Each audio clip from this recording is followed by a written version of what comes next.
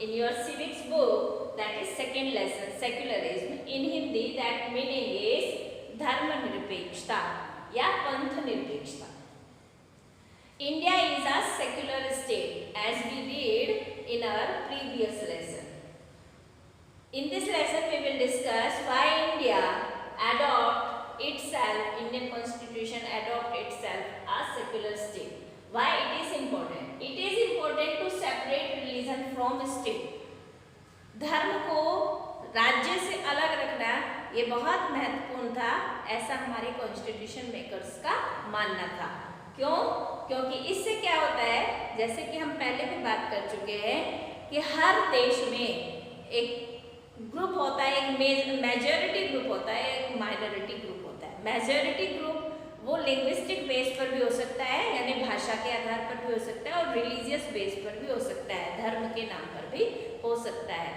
For example, in India Hindus are majority group. Bharat में हिंदू जो है मेजॉरिटी ग्रुप में है. माइनॉरिटी किसको माना है? जिनका टोटल पॉपुलेशन में 50% से कम होता है. तो किसी भी देश में, specially in democratic country, minority के राइट्स को प्रोटेक्ट करने के लिए वहाँ पर रिलीजन को स्टेट से अलग रखा जाना चाहिए. तो किसी भी स्टेट को सेक्युलर स्टेट तब बोलते हैं जब वहाँ पर रिलीजन को स्टेट से अलग रखा जाता है, यानी the state which not have its own personal religion, that is secular state. तो हमारे कॉन्स्टिट्यूशन मेकर्स ने इंडिया को एक सेक्युलर स्टेट अनाउंस किया to protect minority from tyranny of majority. Majority के आतंक से बचाने के लिए, मेजॉरिटी के बहुमत से बचाने के लिए, माइनॉरिटी को प्रोटेक्ट करने के लिए इंडिया को एक सेक्युलर स्टेट रखा गया. क्यों? To protect individuals right. जैसा कि हम जानते हैं कि हर व्यक्ति का अपना एक अस्तित्व होता है, हर व्यक्ति को अपना अस्तित्व बनाए रखने का अधिकार है. तो इसलिए हमारे कॉन्स्टिट्यूशन मेकर्स ने इंडिया को एक सेक्युलर स्टेट बनाया ताकि हर व्यक्ति अपने धर्म का पालन कर सके. How India is a secular state. अब हम जानेंगे कि भारत एक सेक्युलर स्टेट कैसे है.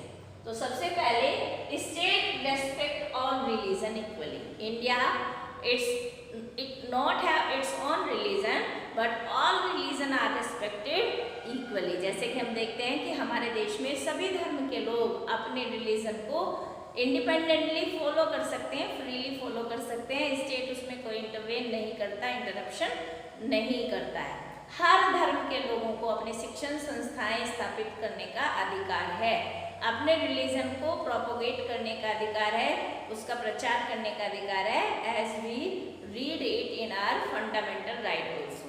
हमने अपने फंडामेंटल राइट्स में पढ़ा है कि भारत के प्रत्येक नागरिक को अपने रिलीजन को फॉलो करने का, प्रोपोगेट करने का, उसका प्रचार करने का, उसके लिए इंस्टीट्यूट बनाने का अधिकार है, जब तक वह देश की इंटीग्रिटी और यूनिटी में बाधक ना हो. यानी देश की एकता और अखंडता को बनाए रखते हुए हम अपने धर्म का प्रचार भी कर सकते हैं, प्रसार भी कर सकते हैं, उसके लिए एजुकेशनल इंस्टीट्यूट्स भी इस्टेब्लिश कर सकते हैं.